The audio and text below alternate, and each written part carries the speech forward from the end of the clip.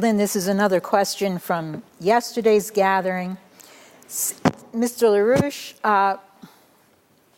one of the lead climate negotiators for India told us yesterday, after your remarks, that India would never accept any legally binding emissions cuts, and that they said as much at the recent Commonwealth meetings in Trinidad. This led to an extensive discussion of India's role in a four-power agreement, and it suddenly dawned on us that India is indeed a Commonwealth country.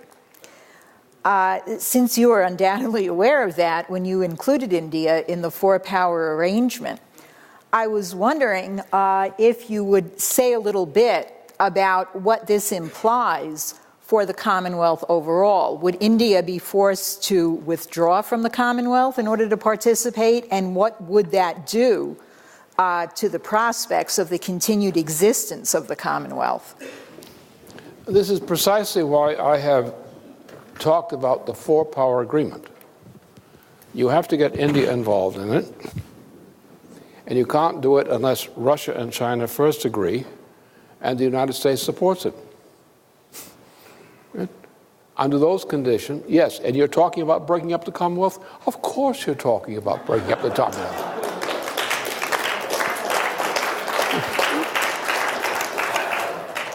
I don't like to make wars, but I do like to break up commonwealths, particularly of that sort.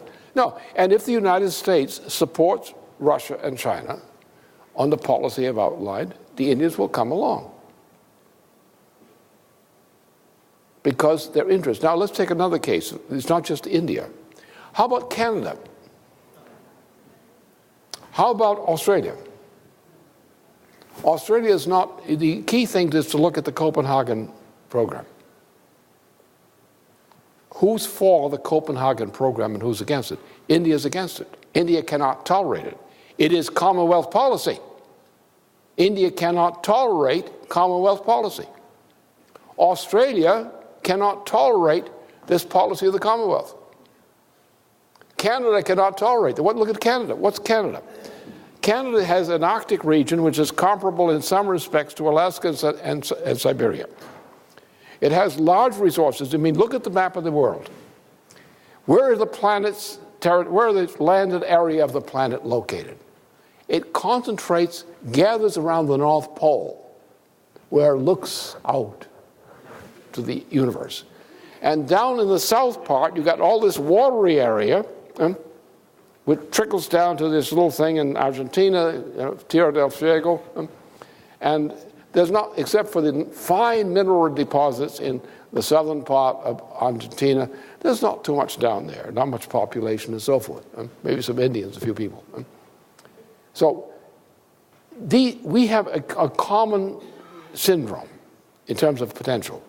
We now are at a point where the planet depends upon our better management of the raw material resources which are left behind by animal and plant life, which died a long time ago in our part of above the lithosphere.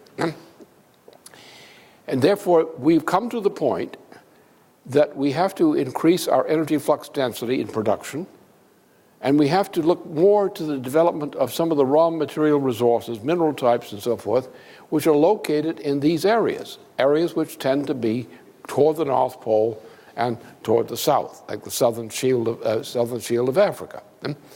So therefore, we now have these countries, which have this territory within them, have a vital interest in the development of these resources which they need and which they must develop in aid of their neighboring countries, like China needs resources coming from Northern Asia. So therefore, the natural cooperation in development between the country which needs the raw materials and that which is using it is an obvious thing. And that's the way this thing has to be approached. India, for example, is very scant on some resources, very scant.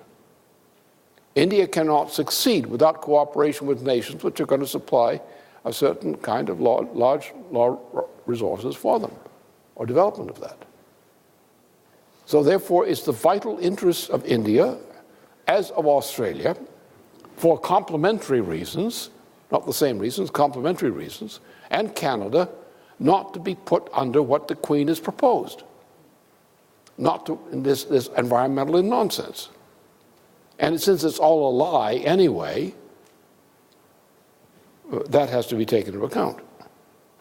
So, therefore, if the United States is induced to do what it should do and must do, in concert with China and Russia, I say it's a fairly easy run to solve the rest of the problem.